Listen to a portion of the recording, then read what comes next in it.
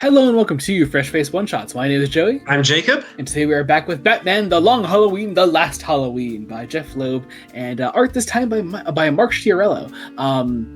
Great art. I think, oddly enough, this has been the most Tim Sale-like art we've had so far. Yeah. Yeah. Not that I want every artist on this project to try to replicate Tim Sale. This is a tribute to Tim Sale, not trying to recreate him. But I mean, of course, looking more like Tim Sale is certainly a plus, obviously. I found Schiarello's art really, really interesting. Very, very cool stuff. I also found the issue really interesting because, oh boy, so we're opening on a little bit. What's up? We kind of zagged a little bit where I thought we'd get a zig. So we open on our murder, or once again our attempted murder, because none of these have really been successful so far. The Riddler is gunned down, looking for puzzles and toys in a store. He's shot by people wearing Batman masks, which I really like those Batman masks, actually. There's also, this is, I love the little sign at the start there, the Robinson's Department Store sale jigsaw puzzles. I think that's literally just meant to be in universe. There's a sale on jigsaw There's a sale on jigsaw puzzles, but it's so good. But you see, Tim Sale was an artist. A really damn good artist. I love Tim Sale. Riddler is shot down. Actually, I want to bring up. I saw recently Jeff Loeb did an interview where he called out something that I hadn't actually put together yet, and I put it together obviously reading this issue. Then that how like Long Halloween is indicative of like insanity and super criminals sort of taking over Gotham. He kind of framed the way he's writing Last Halloween as the criminal mob world of Gotham kind of fighting back against those criminals, which is why the victims have been the way they are so far. It makes it extra interesting because we largely can't kill these villains. And because we've had 3 unsuccessful supervillain murders so far, it's got to be intentional, right? Like these guys have Riddler dead to rights, and they still don't kill him. It's gotta be. There's something going on, and this time I think Riddler actually knows something. And they're not attacking them with the 22 pistol, but they're still leaving behind the 22 pistol. Interesting stuff. Actually, no, I guess the 22 pistol is there, but still, these guys are also carrying shotguns. It's weird. It's definitely weird. Anyway, but Riddler is in critical condition. Gordon fights with these FBI agents over where to take him. The agents want him at Arkham. Gordon is like, hey, he's in critical condition. What are you doing? But of course the agents get their way. And I love this panel. I think in the digital issue, it's on page 8 of Robin's silhouette holding onto the back of the ambulance. I love that. I think that's so good, so good.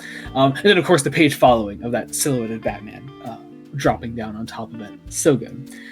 There's a lot of great art in this issue in particular. I'll say it's also clear Schiarello's not only just tributing Sale, he's also tributing Gregory Wright and Dave Stewart's colors because he's doing the colors on this issue. So we have we have Riddler then confronted by Batman and Robin. After Batman and Robin knock out the drivers of the ambulance, Jesus, they knock them out. And I love this full double page then of all the puzzle pieces showing Riddler's responses to them. He's using, because Riddler can't really speak in the way that he was injured, he's using Morse code, blinking his eyes to respond to Batman and Robin. He gives them sort of a riddle in response to them.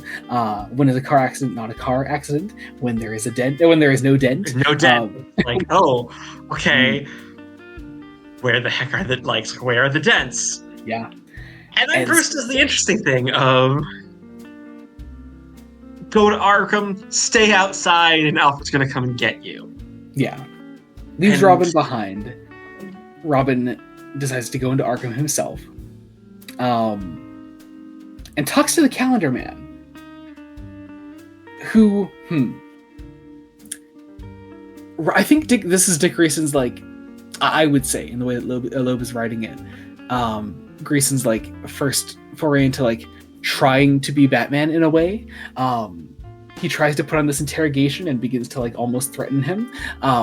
Before Catwoman comes in, she is being freely allowed to like roam and walk around Arkham Asylum. And so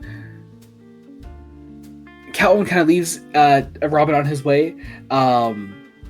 There's this really Dick also knows that there is certain chemistry between a certain cat and a certain bat, and I thinks he's better because he can't fall for Selena's charms. Yeah. In a weird way, I'm almost imagining, for the way that Loeb was writing Robin in particular, I'm almost imagining the Stuart Allen, Damian Wayne voice from the animated films. just for this sort of like smart ass way that he's talking to Catwoman right here. It's really good. Yeah. Just realized we haven't really had like a proper kid Dick Grayson in an adaptation. Like, what is wrong with the world, man? I mean, okay, the closest we've gotten to be at least also played by a kid is probably Burt Ward.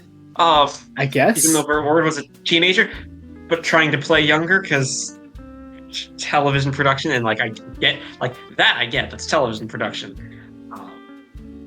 But voice acting wise, I mean, come on, we should be better. We should be better. Anyway, so Batman goes to the house of the Dents, the former house of the Dents, finds Gilda hiding there. And Gilda does in fact have little James Gordon Jr. in the house. But she was apparently being, forced to do this? So... Yes. I'm fascinated by this. What is this mystery? This is insane. She specifically fingers Mario Falcone. Yes. Don't say that. Great page where the Gordons reunite. I love that white panel of Gordon hugging his son. Fantastic scene. Then we go to the Roman's penthouse where Mario is staying now. Batman confronts Mario and is shot by Mario Falcone. And Mario... Loeb is being so careful with his dialogue here, and I hate it, and I love it, but it's not telling me enough. Tell me more. Okay. It is saying a lot by telling us nothing. Okay. Just to make this clear, all this time you kept a blind eye to the Dents.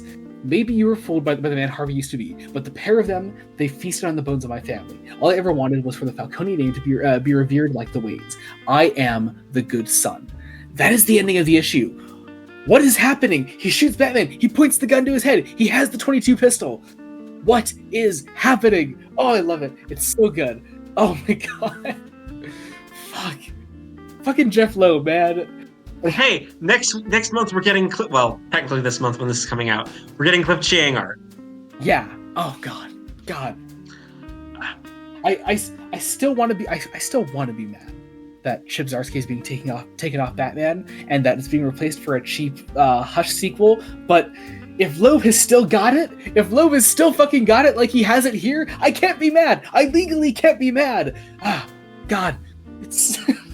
I mean, you can be mad. You can be mad. I can be mad. I could still be mad, but because I know people. Are people really vibing? I think people are really vibing with. Some people have said Zdarsky's Batman has fallen off recently. I respectfully disagree.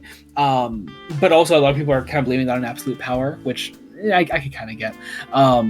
It's almost like giant events interfere with runs in unpredictable ways. Yeah, there's also the fact that Zdarsky was kind of forced into a crossover event like the second he joined the book. It was a decent crossover event. He crossed over with Catwoman, so it made for a good pairing. But whatever. Entirely beside the point. That was really this issue of Last Halloween. Check out other Fresh Face one-shots we do. We've had a lot to do recently because we missed a whole week of releases because holidays. Of course, the holiday week is where we get the holidays got in the way. Anyway, check out other Fresh Face one-shots we do. We cover Superman by Joshua Williamson, Wonder Woman by Tom King, Batman the Brave and the Bold by Various, of course this, The Last Halloween. We cover The Uncanny X-Men by Gail Simone, and I, personally, cover X-Men by Jed McKay on Fresh Face Solos. We're turning those into one-shots for the upcoming X-Men crossover event, where Uncanny and X-Men are crossing over for 4 issues. That's out in, I think, just December, or maybe possibly also early January. I forget how long it runs. But check all that out when it is out. Also, you can check out our link trees in the description below. You can follow us wherever you want to follow us, mostly Blue Sky because we've kind of exited Twitter. Also, subscribe to the channel. Any all support means a lot. And I think that about does it. So thank you all so much for watching. Until next time, this has been Joey Morgan and Jacob Licklider. Goodbye. Goodbye.